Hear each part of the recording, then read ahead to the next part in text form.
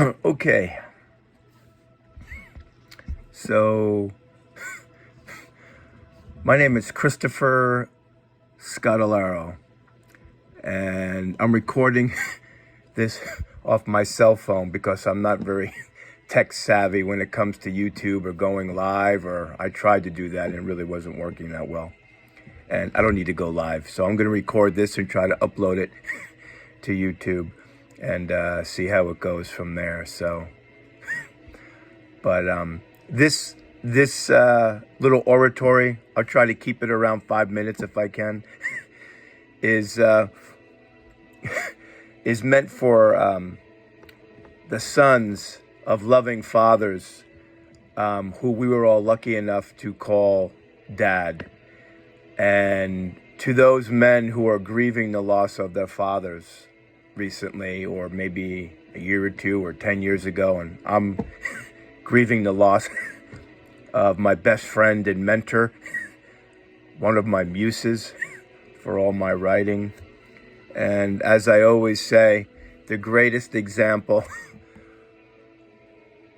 of a father and a dad any boy could have ever imagined. And so my father, Louis Scotolaro, well known in the sense of Lou Scott. He would use the full Italian name sometimes, but his business was Louis Scott Associates, which he ran for just shy of 40 years in Manhattan, in 22 East 21st Street in Gramercy Park. But my father's death and rebirth and transcendence and hospice up here in Vermont about a week ago, 9/11, was an epic, tragic, and celebratory loss. And so I'm grieving, and I want to reach out to all those men, like I said, who are also grieving the loss of very powerful, enigmatic, charismatic, loving, strong-willed, supportive, kind, and compassionate fathers. And those are just some of the adjectives that I could use about you, Lou, about you, Dad. You were so beloved. You were so admired and respected. And we're all gonna grieve for a while until we're able to celebrate your loss and your rebirth and your transcendence. Because I believe in all that, not in a religious, dogmatic way. You were a Buddhist, and my road is the red road of the Oglala Lakota, the Chankulu Ta, the red road. But I guess I'm posting this on YouTube because in a world that's seemingly gone mad, especially here in America,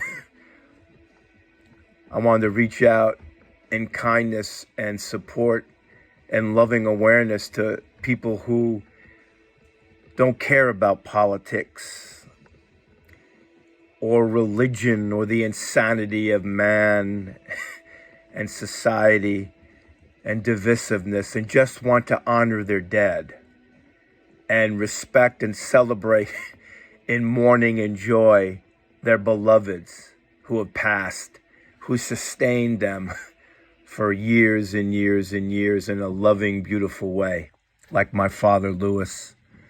And so to all of you, I grieve with you. I stand with you and love you in spite of all the divisive nonsense and what I call tacit evil of the world now. That those who have crossed and are journeying into the afterworld realm, whatever your belief system is, it's all one source.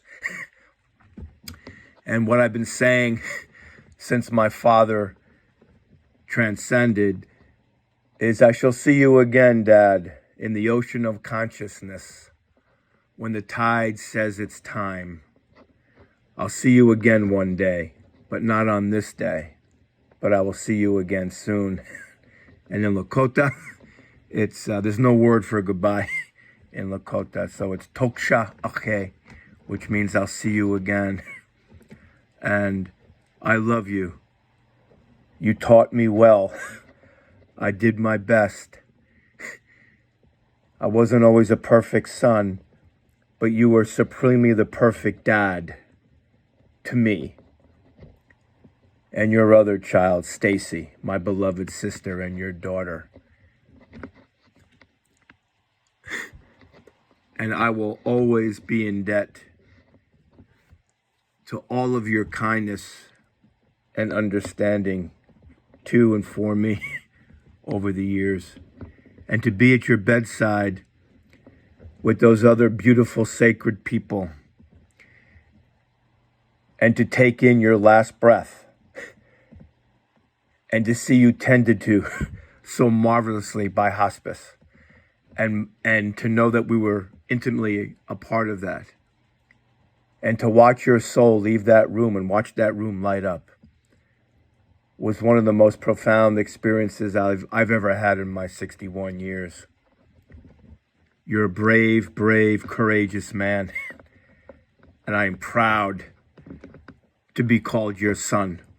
Of all the things I've ever done, I am the most proud, Lou, for just being your son, Christopher. You changed my life all the years I knew you. And in your passing, you're still going to be changing my life. I adore you. And I love you. And for all of those people out there grieving, I grieve with you too. Peace. Find peace and solace. God bless. Aho.